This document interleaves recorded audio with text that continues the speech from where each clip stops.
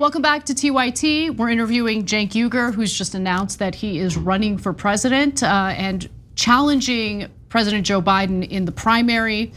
So Cenk, the big issue, the big obstacle kind of standing in your way is the fact that you were born in Turkey, you immigrated to the United States at 8 years old, you are a naturalized citizen, but my understanding is that only US born citizens can run for president. You disagree with that, why?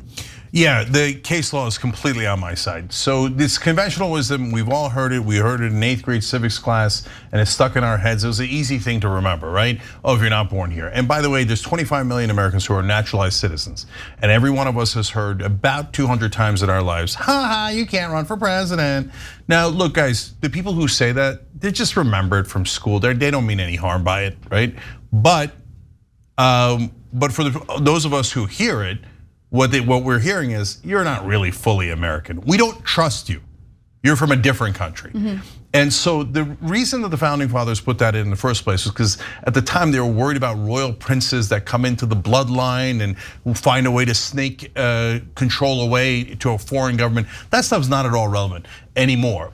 And it's obviously not fair. It's super not fair. There's Ted Lieu's in Congress now, and who's a colonel in the Air Force. What is he not? He's loyal to Taiwan because he came when he was 3. It's absurd. But none of that matters. The only thing that matters is the case law. And the Supreme Court has already ruled in Schneider v. Rusk.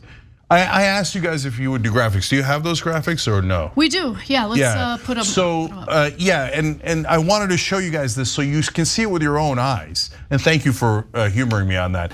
And so this is from a law review article in University of Illinois. And it shows you definitively that Schneider v. Rusk has already decided this issue. So they had an issue that came up where naturalized citizens were being treated different than natural born citizens. So here's what the court wrote. This is the Supreme Court in that case. The statute proceeds on the impermissible assumption that naturalized citizens as a class are less reliable and bear less allegiance to this country than do the native born. This is an assumption that is impossible for us to make.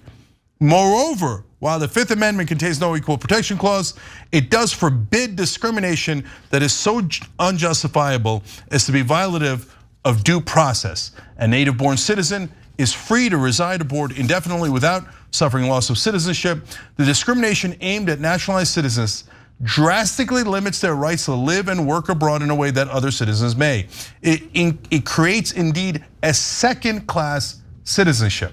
So the Supreme Court ruled it is unconstitutional to discriminate against naturalized citizens. This issue is actually already settled, just no one knows it.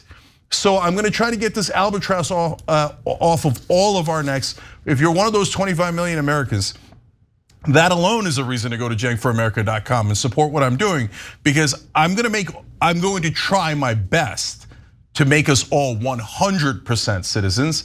And I think the Supreme Court is clearly on our side. I'll read one last thing. Thank you for humoring me on this. The law review article of University of Illinois concluded, this should be the end of the story. Schneider is clear that treating natural born citizens and naturalized citizens differently is contrary to the Fifth Amendment. Forbidding naturalized citizens from being president or vice president is a form of discrimination that limits their options and treats them as second-class citizens. It is not permissible, it is unconstitutional. So while I agree with that take, I certainly agree with that take, the Constitution also says the following, okay? So this is Article 2, Section 1, Clause 5 of the United States Constitution. No person except a natural born citizen or a citizen of the United States at the time of the adoption of this Constitution shall be eligible to the office of president. Neither shall any person be eligible to that office who shall not have attained to the age of 35 years and been 14 years a resident within the United States. So Anna, it's a great question, especially because for folks who are not familiar with constitutional law, but although all of you will get it instantly, the amendments obviously amend the original Constitution. Right. And what I just read to you in Schneider is the Supreme Court said very clearly that the Fifth Amendment amended the Constitution to make naturalized citizens have the same exact rights because of due process. And later, Fifth Amendment jurisprudence in America also includes the Equal Protection Clause of the 14th Amendment. So if you want to undo that, you'd have to wipe away a giant chunk of American jurisprudence, which they would have to go wildly against precedent to do. And so that part has simply been amended out of the Constitution. It is absolutely clear as Schneider.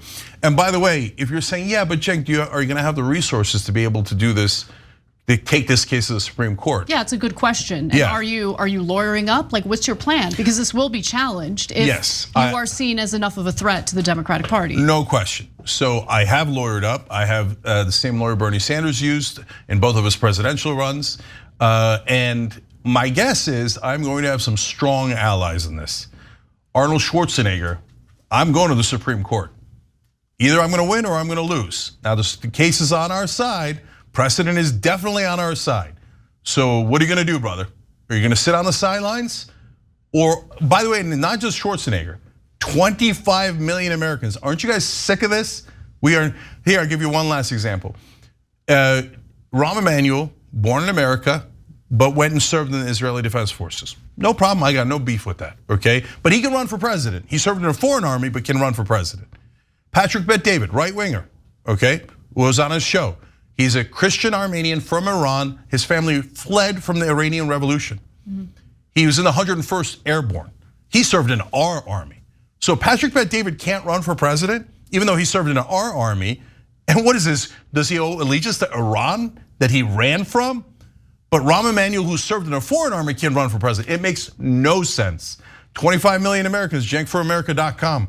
We're gonna win this case in the Supreme Court. We're gonna win it, and that alone is gonna make a giant difference. I'm sick of this discrimination.